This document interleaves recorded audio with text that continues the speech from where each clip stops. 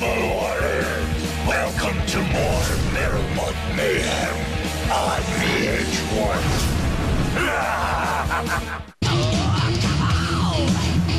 They were cowboys from hell who lassoed the metal world by the throat. That was really extreme metal before people called it extreme metal. There wasn't anybody out there that could touch us. We wanted to terrify people. Pantera bludgeoned concert crowds, and led by guitarist Dimebag Darrell Abbott, partied even harder than they played. Just to play the guitar, you have to get a couple cocktails in them. It was out of control. The only band that I've ever known that if you didn't drink, you'd get fired. Pantera's brutal brand of metal forged a brotherhood, but by the mid-90s, singer Philip Anselmo's heroin addiction began to blow it all apart. I saw him laying on the ground, blue, and people hitting on him and all this. I thought I could do anything, and there wasn't a damn thing that could beat me. I was wrong. I was wrong. Then, in a single terrifying moment, it all came to a stunning end with the horrific onstage murder of guitarist Dimebag Darrell Abbott. Stop, please. Stop shooting. You're killing all my friends. Just like a cannon blast. Now, put the pedal to the metal with Pantera. We were a machine. This is the story behind the music. Don't underestimate the kid. You're crazy if you do. And I am the kid. Come on, buddy. Thank you for that. Step on back.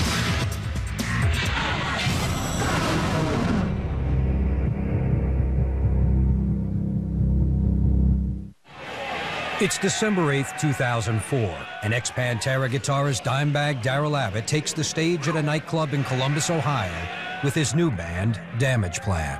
It's just another night. We do the sound check, everything's rock ready for the show, you know, we're ready. Damage Plan! Then he got on the kit, he walked around the corner and fired off into the song. At first, it seems like any other gig, but the 24th anniversary of John Lennon's murder is about to become another of the darkest days in rock history. We couldn't have been more than 10 seconds into the first song. When I looked up, I saw the guy coming across the stage. The first thought that came to my mind is that he was a cop. He wasn't in full throttle run. He was marching, and he was on a mission. And I saw him raise his hands up. I had my back turned with the amps behind me, and I heard the noise.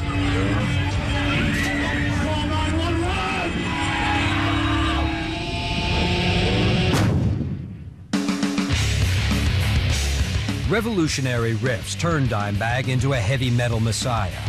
But his musical odyssey commenced nearly 3 decades earlier, when 11-year-old Darrell Abbott became a foot soldier in the KISS Army. He enlisted with his neighbor, Rita Haney, who years later became his girlfriend. I mean, my first concert was KISS, and his was too. I remember he almost cried because he missed Gene Simmons' Breathing Fire, because some old lady in the back behind us was all stoned and put her cigarette out in his hair. KISS's Sonic Circus inspired Darrell to pick up an instrument of his own. On his 12th birthday, he got his first guitar. The next thing I know, Darrell's standing in his room, got his guitar strapped on in a KISS outfit. Got his face all done up like Ace Frehley, the whole 9 yards, you know.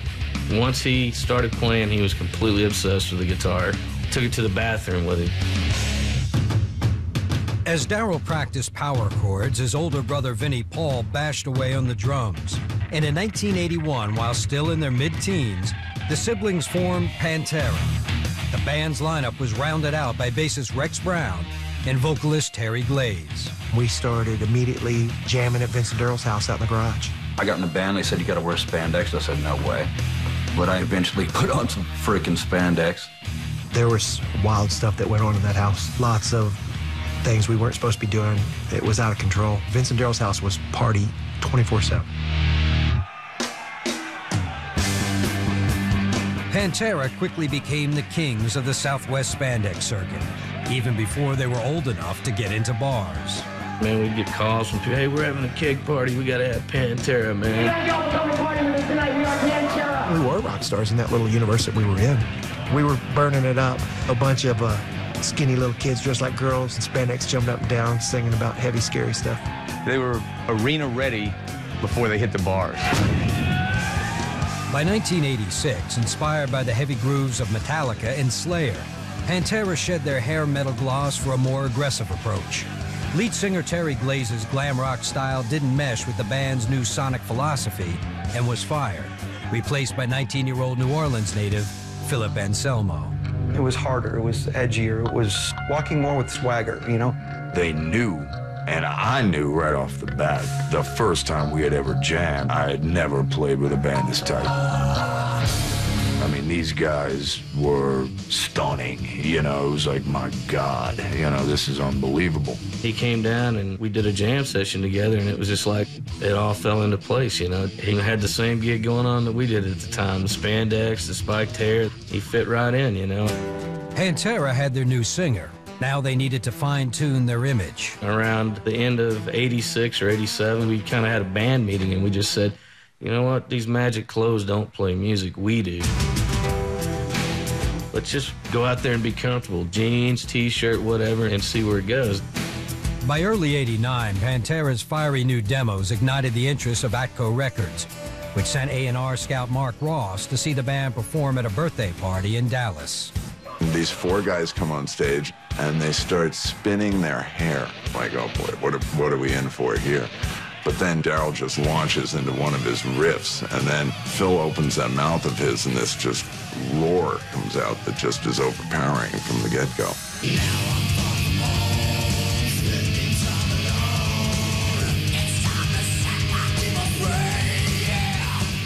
But Ross left the gig just 20 minutes into their set. I think I turned around to Vince and go, he split.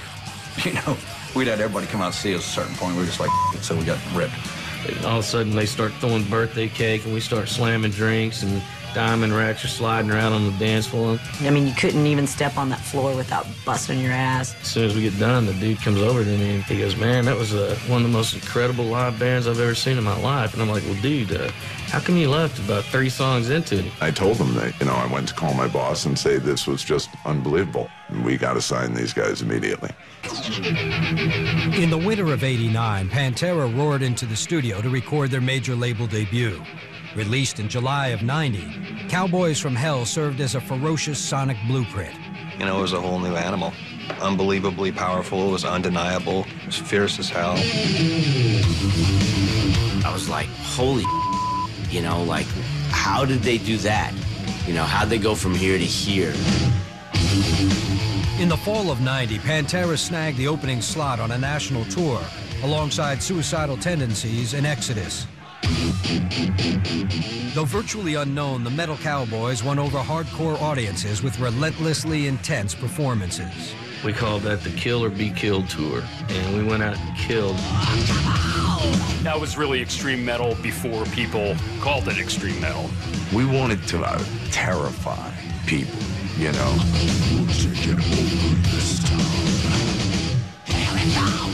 Pantera slayed crowds across America and gave their touring RV a thorough beating in the process. Bucket of bolts, 10 swinging on this thing, and it'd break down just every other night. The septic tank would fall out and everywhere. So, a lot of fun. Everywhere we went, we just barely made it from gig to gig. I actually drove the RV on that tour with Suicidal from Chicago to Minneapolis with no headlights. And we got no headlights, and I'm like laying on the floor, like passing out, and he's like, oh, a car's coming, so I gotta reach down in there and put the wires back down to make the headlights work, and until they go by, and they're like, okay, and he's just driving, you know, by the moonlight, you know, and it's like, the car's coming up, lights, headlights, okay, okay. At the end of the 6 weeks or however long that tour was, every single thing on this motorhome was broken. Everything. It was insane. We went up dropping that thing off in the middle of the night at the RV place we rented it from. Popped in the car, we drove off. Here's your RV back. Later. After Cowboys from Hell, Pantera were poised to reach the heavy metal pantheon. But the rock-solid band would soon find itself on shaky ground. Next, Dimebag Darrell's 100-proof prescription for pain relief. I was like, how you feeling, brother? He was just like, not too good, bro. It's just like just to play the guitar. You have to get a couple cocktails in him. When Behind the Music continues. By 1991, Pantera had positioned themselves at the sharp tip of metal's cutting edge.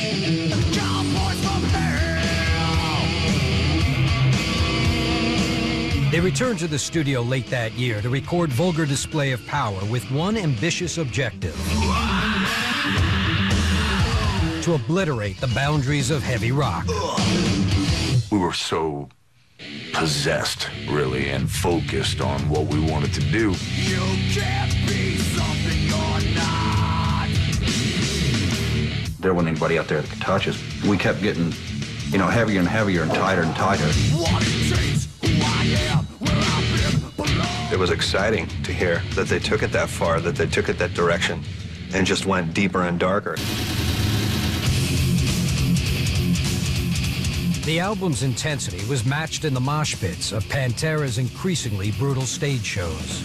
I guess not everybody that goes to a rock show or a heavy metal show is going there to get their nose broken. You know, a lot of people want to watch. And I wouldn't allow it if I didn't get what I was demanding out of an audience. I guess I became furious. I want to see you lose your mind. I want to see you catch some there. Everybody. If you're a parent, you totally don't want your kids going to a Pantera show, either because they're going to come back with a bloody nose and black eyes, or just because they're going to come back so hopped up, you're not going to want to deal with them. It's just an unstoppable wrecking ball. It was definitely beyond awesome. Pantera's power grooves pummeled audiences, but the hard-partying band took their best shots backstage, where booze was chugged like water. We would joke with people. They would say, how'd you get the opening slot? And we're like, well, you got to sign a contract that says you will drink with Pantera every night, otherwise you're thrown off the tour. People are like, really? I'm like, yeah, really. How's it going, man? The only band that I've ever known that if you didn't drink, you'd get fired.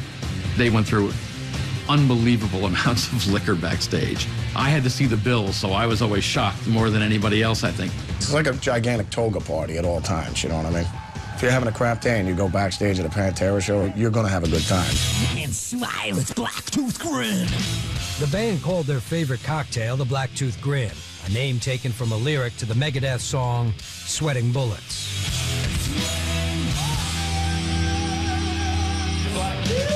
Blacktooth was the drink of choice. The Crown splash of Coke, Seagram 7 splash of Coke. Good. And there were thousands flowing before and after and during the shows. We burned many a brain cell together on the Blacktooth Grin. Blacktooth Grin. All of Pantera binged on the bottle, but no one guzzled with more gusto than Dimebag Darrell. I was like, how you feeling, brother? And he was just like, not too good, bro. It's just like, just to play the guitar, you have to get a couple cocktails in them, but you'd always get out there and whoop ass, you know. Couldn't even say his name, but just get up on stage and just wail on guitar. The nights that you thought he was going to be absolute shambles on stage were probably some of his most brilliant performances. Dimebag made sure each killer gig was capped by unique forms of alcohol-soaked amusement. Don would come up with all kinds of crazy we'd be in the middle of bump and he'd come up with some crazy-ass game to play, or, you know, just to break up the monotony, and that's the kind of cat he was. One time we had hung all these, like, Hustler fold-outs and stuff on the wall, and he had bought this thing of green slime. We'd throw them, and if you hit the face or something like that, that wasn't good enough, you know, that's a shot of whiskey. If you hit a or something, or if you hit it smack dab on the crotch region of the young lady in the photo, I think you probably still had to do a shot of whiskey. We had one of those breathalyzers on the road. Dime brought it in from somewhere, and so everybody would, you know, see how drunk you are. Oh, dude, you're not nearly drunk enough, you know? Pour him another shot. By 1994, heavy metal had been declared all but dead in the wake of the grunge revolution. But Pantera was prepared to strike back with a vengeance, and they entered the studio to record their next album, Far Beyond Driven. I remember one of the main thoughts going into that record was we have to be heavier than Vulgar. This has to be a heavier record. And I was thinking to myself, how is that possible? You know, how do we do that? each record we wanted to outdo the next record. And we just said, we're going to make the most balls-out, kick-ass record we can make. Far Beyond Driven was released on March 22, 1994. Without significant radio or MTV play, it debuted at #1 on the Billboard charts. That was the most abrasive record I could ever imagine, and it went and blew up the charts at #1 and just scared everybody, which was great. And it was funny because all the magazines you'd read and see would say, overnight sensation, Pantera. You know, we're like, we've been out slaving on the road for 4 hard years and 7 years in the nightclubs before that. It was a pretty exciting time. For metal, to have a band like Pantera come out and enter the charts at #1, it just showed you that there's no way you can't kill this, because there will always be a band that's going to fly that flag in the face of everything else. And Pantera was the band in the 90s that did that you could actually say saved metal. But the keepers of heavy metal's incendiary flame were about to get burned by their own lead singer.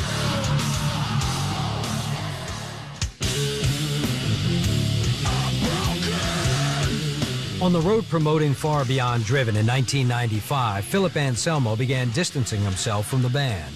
He would just start freaking out about stuff, and nobody would know why. One night we were playing the sold-out show in Hamburg, and he didn't get the reaction that he wanted out of the crowd, and he just comes back there and says, "F y'all, I quit." You know, obviously he didn't quit, but this is when things started really going sideways, you know. I can recall Daryl calling me and saying, "Look, man, I don't know what's going on with this dude, but..." You know, and of course everybody kind of thinks, well, you know, maybe it's the fame thing going to your head. Anselmo attributes his erratic behavior to chronic back pain caused by years of violent on-stage performances. It causes isolation. It causes your entire lifestyle to change. And at that point, Pantera was gigantic, and I had a job to do. Through pharmaceuticals or anything to get me up on that damn stage and desperately not feel that pain. I would drink an entire bottle of Wild Turkey before we went on to just be numb, which of course was affecting my performances and putting some worry into the band, you know? But the band's separation anxiety would only deepen as their singer began treading a dangerous narcotic path. Next, Philip's dance with death. This nurse leaned over and said to me, "Welcome back to life. You overdosed on heroin." When Behind the Music continues. It's incredible to play a show like this in front of all you people. By 1995, Pantera was the heaviest metal band in the world. Propelled by guitarist Dimebag Darrell's frenzied fretwork, the Texas outfit's bone-rattling brand of musical mayhem shook the senses of millions of delirious fans. When you buy a Pantera record, you're going to get bludgeoned, you know what I mean? Pantera is about as metal gets, you know. We were a machine. That's the way we operated. All the parts fit together, you know. When we played, when we did something like I mean, we all hammered it together. But on stage, the Pantera machine was showing signs of malfunctioning. As the crowds grew larger, singer Philip Anselmo became increasingly unpredictable.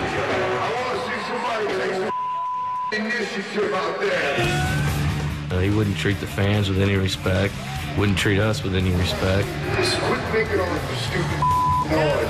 Just, you didn't want to be around him. He was a miserable person, you know? I could get the ground to crack in half and have everybody dive into it. You know, yeah, I could tell people to take off all their clothes and have an orgy on the floor, and they would do it, you know? Phil had a lot of opinions, and I would just listen to what he was saying, and I would say, oh, jeez. I got a big mouth and a big so big choice. Get the lawyers on the phone. There's going to be a riot. The police. We're Just as Pantera was scaling their greatest heights, Anselmo was hitting bottom. Burdened by agonizing back pain, the singer's erratic antics threatened to take down America's toughest band. You never knew what Phil was going to get on stage. Some nights you'd get the Bulldog, and other nights you'd get the dude on 12 Somas or whatever he was on and laying on his back screaming in the mic, you know, and it was embarrassing. He always complained about his back. We all told him all the time, get x-rays, go to the doctor, let's get it fixed so we can get on with this, and he never would. They wanted to fuse the discs from the front, cut a piece of my hip out to use the actual bone as the cartilage part. And I was like, well, what's the recovery time on something like this? Oh, well, it's gonna be about a year and I'm like, a year and a half? No way, man, I've got work to do. To maintain Pantera's frantic pace, Philip dabbled with more dangerous solutions for his perpetual pain. I was really turned on to heroin. I realized that it would numb me out so much that the pain was gone. And that's like putting a Band-Aid over cancer. As the drugs dulled Philip's pain, he continued to isolate himself from the band. During the recording of 1996's The Great Southern Trendkill, Philip cut his vocals in New Orleans, while Dime, Rex, and Vinny laid down tracks in Texas. He would do his vocals, and then I would bring him back to Texas after 2 weeks, and they would hear him. So there was more of a disconnect between the two. It was the only way we could work at that time. I was unapproachable. My mind was not my own, and it was filled with discord, if anything. It was just real uncomfortable, man. It was just what the fun was gone, you know? The unity that we once had wasn't there. At the time, I didn't know anything about heroin. I had no clue what it was. On July 13th, 1996, an hour after a triumphant homecoming show at the Starplex in Dallas, Texas, Philip overdosed on heroin. His heart stopped beating for nearly 5 minutes. Somebody comes running around the corner and says, Phil's out. I saw him laying on the ground blue and people hitting on him and all this, and I was like, damn, dude had heat frustration. Said, no, dude, he OD'd on heroin. I'm like, heroin? You gotta be kidding. No way, not Phil Anselmo. The paramedics get there and they put him back on the couch and give him a shot, I guess, of adrenaline and put the oxygen on him and pump his chest and revive him. I didn't know what had happened, and had all these tubes hooked up to me, and I sat straight up and threw up immediately. This nurse leaned over and said to me, "Welcome back to life. You overdosed on heroin." The following night, Philip apologized to his bandmates and crew, but Pantera would never be the same again. I had never felt smaller in my entire life. I begged for their forgiveness, and I promised them and I swore to them that this would never happen again. It was definitely a wake-up call for all of us. It's like something that's been obvious in front of your face for years and years, and you go, aha. I thought I could do anything, and there wasn't a damn thing that could beat me. I was wrong. I was wrong. Philip's ongoing struggle with heroin was slowly tearing Pantera apart. The dude was on a steamroller to self-destruction. I don't think anybody could have helped him. There's a different look in everybody's eye. That inch of doubt that was never there before, the lack of trust. You know, where you going, man? When Phil was on, he was on. Daryl would have never taken that away from him or anything, but he was very embarrassed by him. I relapsed maybe 2 more times, and I felt so guilty afterwards. I was like, why the hell? Why? Philip's struggles turned Pantera into a powder keg. Even vivacious guitarist Dimebag Darrell began tiptoeing around the volatile vocalist. He would even try to be low-key when walking into a room if Phil was there, on purpose. Like, he would kind of shadow his own personality just so that it didn't ruffle his feathers. Dime and Vinny walked on eggshells for way too many years, waiting on that dude, waiting to see what that dude was gonna do, how he was gonna react to a certain situation. The shell-shocked band didn't return to the recording studio for 4 years. While 2000's Reinventing the Steel was packed with Pantera's sledgehammer swagger, old tensions resurfaced on the road. Daryl would make an effort to go over before the show to do a shot with him and go check on him after. He was pushing away all the people that really loved him and cared about him. It was the same stuff, the same song list, the same. Once again, the communication was so bad that no one would even go to Phil and talk about changing the set list before a tour started.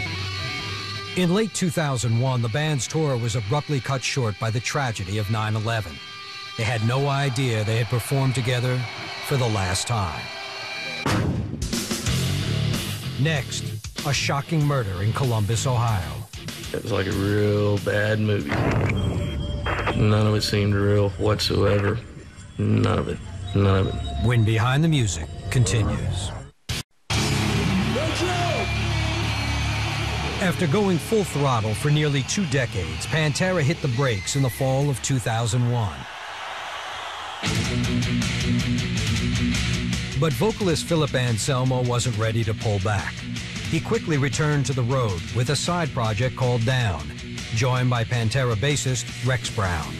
The last thing that he told us when we finished Reinventing the Steel tour was like, I'm gonna go home and take a year off. My back's hurting, I'm done with it for a while. A month later, he's putting out the Down album and recording it. He even said, I'm not trying to tour on it. In 6 months, you'll have your new Pantera record. I mean, I could sit here and just keep going and going. Any free time I had, I would start something that would turn into something awesome. Then he puts out Superjoint, goes out tours for that. Then he does another Down tour, and then another Superjoint record. Okay, this is not what he told us. I mean, how long do we gotta wait around for this thing? With Philip focused on pet projects Superjoint Ritual and Down, Pantera's short break turned into an extended vacation, and for nearly 2 years, the singer remained out of touch with Dime and Vinny. Can't you see I'm easily bothered by persistence? One step from lashing out at you. You know, we couldn't communicate. Nobody would call us back. We got everybody on the phone here, and we need to talk to Phil, and it would never come to the phone. Never. It was always sleeping in the shower, or there's a hurricane coming, he's got to board the windows up. I mean, give me a break. Are you talking to me? Are you talking to me? No way, punk! They weren't calling me. I don't care what anybody says. And I know that I am just as guilty for not communicating with them. It was every damn body else's fault as much as mine.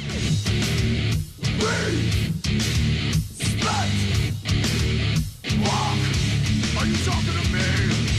Are you talking to me? It was a bunch of he said, she said nonsense that was going on, and I didn't get in the middle of it. A lot of it was nothing but whore. So at a certain point, there's no going back. You know, absolutely none. In 2003, with Anselmo AWOL, the Abbott brothers reluctantly abandoned the only band they ever knew. We were sitting there rotting away. 2 of the best musicians on the face of the earth that play that kind of music were sitting there and having to take it in the face. No future, no nothing, just sitting there wondering what the is happening. You know, this is like these 2 kids who've basically built this family business from the ground up, and then all of a sudden, they can't run that business anymore. The idle time sent Dimebag Darrell into a spiral of depression. You know, he'd never been off that long, and that was probably the worst 2 years, I think, of his life. He'd call me loaded or whatever. I just go, dude, what's going on? He's just like, I'm just bummed out, man. I go, well, Dime, look at it this way, man.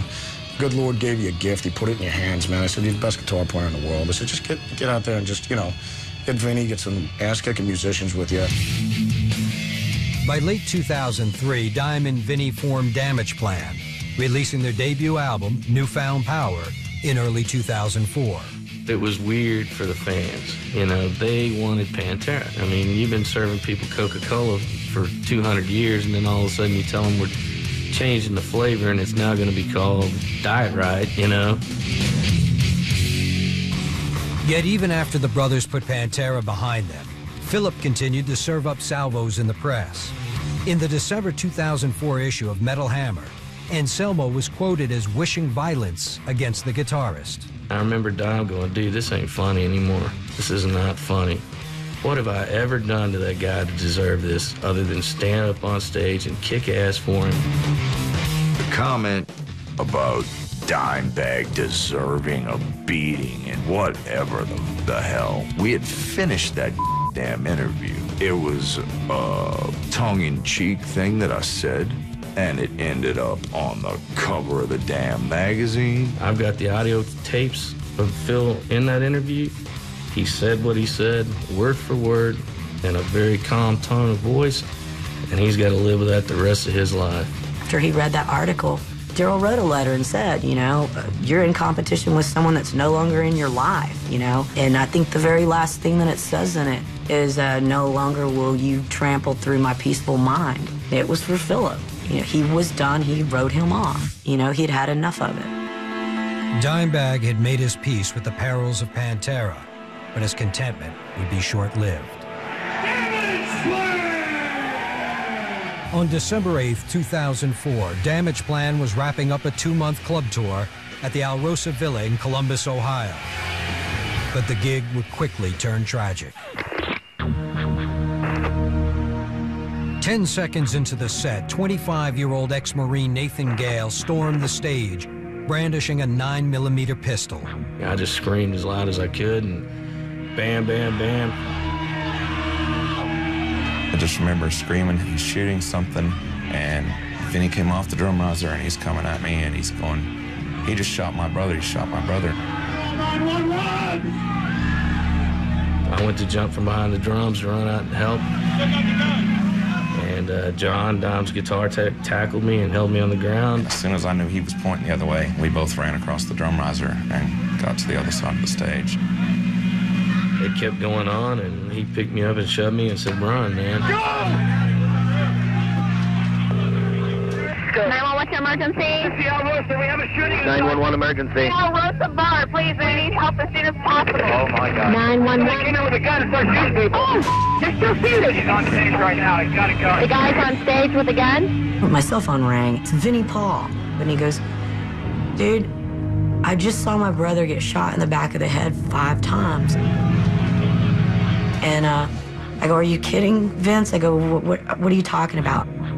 People were trying to rush the guy, and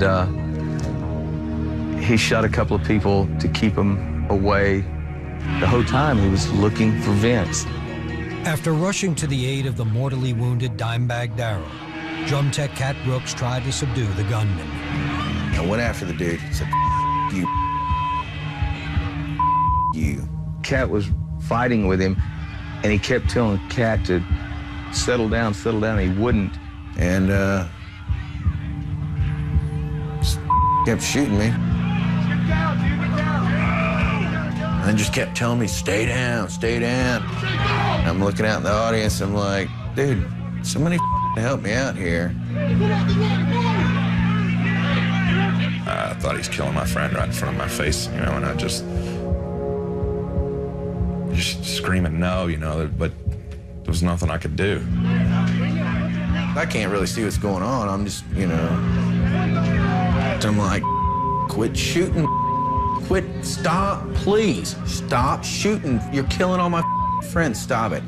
And he goes, shut up, bitch. I looked over my shoulder and I heard the chaos, and I look, and there was an officer coming through the door. And immediately I saw someone laying there that was bleeding. There was a small group of security guards standing there saying, he's there, he's there. Columbus policeman James Niggemeyer was the first of 8 officers to arrive at the scene, just 3 minutes after receiving the dispatch call at 10:18 p.m. I motioned for the officer over there, and I said, yeah, you gotta kill this guy. He's gonna kill more people. He's got my friend. As I started working across the back of the stage, he then moved the gun to the hostage's head. And as soon as he put the gun to the hostage's head, I realized that I had to do something to try to save the hostage. And then just all at once, he just took aim and he just leaned back real slow. I watched him click the safety with his finger, and when he clicked the safety, I just plugged my ears and turned my head. I stopped and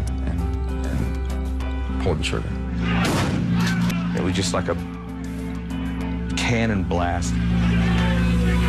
All of a sudden, the weight was off me, and I was like, somebody got him. I see you, Tyler. He had his gun to his head. You had to do it. You saved a man's life. And it was over. It was over just like that. I looked up, and he was down, and Cat was moving, and at that point, I ran to the floor where they had Dime on the floor.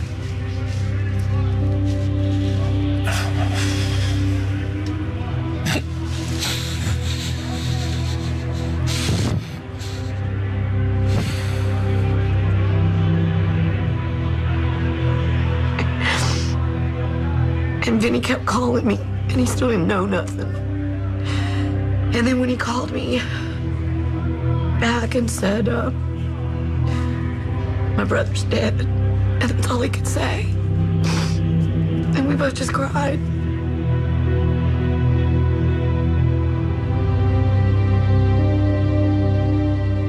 It was like a real bad movie. None of it seemed real whatsoever. None of it. None of it. And that was that, man. In the end, 5 were dead, including Dimebag Darrell. Cat Brooks suffered gunshot wounds to the chest, arm, and leg, but was released from the hospital within 3 days of the shooting. Gale's motive for killing remains unclear, but investigators believe he was despondent over the breakup of Pantera.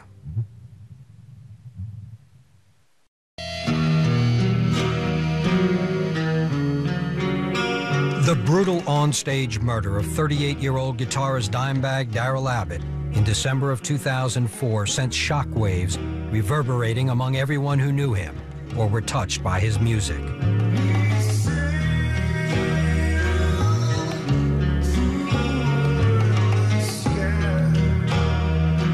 Nothing like this has ever happened. Lennon, maybe. But Lennon wasn't shot and killed on stage. I mean, Dime was murdered on stage. It's just shocking. I mean, I lost everything that night, you know. I just feel like somebody took a hacksaw and cut me right down the middle, took my right arm, my right leg, and my whole heart. I would love it if 2 minutes from now he walked through that door. I still feel like he's going to. He did not deserve this. Yet Dimebag's memorial service was anything but somber. It was the ultimate rock and roll send-off, right down to the Kiss casket in which the fallen guitarist was buried. There's all these rock stars coming in. It just looks like Headbangers Ball. There's Eddie Van Halen up there talking at the funeral service. He puts his guitar in the casket with Darrell. It's the guitar off of Van Halen 2. You know, the black one with the yellow stripe. I mean, it's the guitar.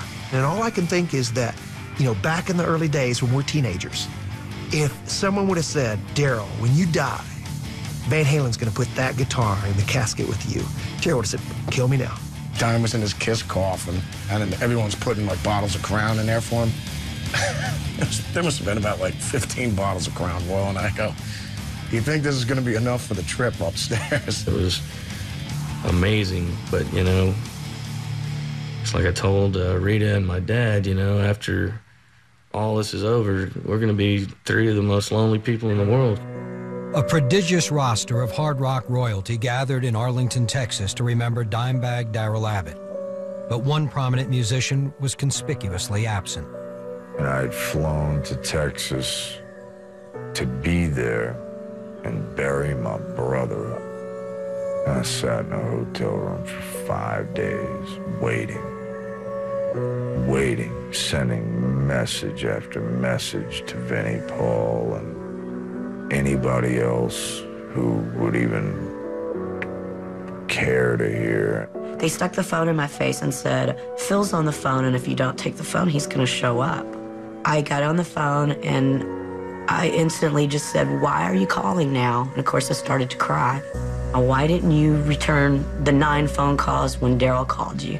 I go, if you show up here, I'll blow your head off myself. And I hung up on him. And I wasn't allowed to go to the funeral. In the aftermath of his brother's death, Vinnie Paul Abbott has overseen Darrell's recorded legacy and started his own label, Big Vin Records. I love playing music and I want to do it again, but right now I want to see what it's like being on the other side of the coin. If I come across the right situation or the right people, then I'll be back. Philip Anselmo, who says he kicked heroin in 2002 and underwent back surgery in 2005, continues to focus on myriad musical projects. You ready? I adore what I do. I live for what I do, and I'm still damn doing it. Yes, I've had to have probably the most major back surgery in the history of back surgery, man, you know. Don't underestimate the kid. You're crazy if you do. And I am the kid. But to this day, the bad blood between Philip and the Abbott clan continues to boil over. I want him to live a real long, hard life in the shadow of Dime now, because he'll always be in his shadow. And that was the thing he seemed to fear the most of. Well, karma gets you, I guess. Months after Dime's murder, Anselmo said he received a heated message from Vinnie Paul. And the conversation went something to the effect that my day's coming. And my rebuttal is, Vince, all of our day is coming, bro. And if my day happens to end earlier than your day, does that change anything? Will that change anything, or will you lose another brother? I'll be honest with you right now, I need Vinnie Paul real bad. I need him in my life, and whether he knows it or not, he needs me as well. But the one thing everyone can agree on is the everlasting impact of Darrell Abbott's music and spirit. He's just up at God's Tavern, you know, making cocktails for everybody, hanging out with Randy Rhoads and John Bonham and Jimi Hendrix and Janis Joplin, everybody. Darrell Lance Abbott. In this house, will be revered and will be loved and celebrated forever. You know? Period. Everybody wanted Dom Tom. Now I got to have the most. So I feel fortunate. He would take me in his arms. Dad, I love you. Yes, I love that. Sorry. That's what I remember the best.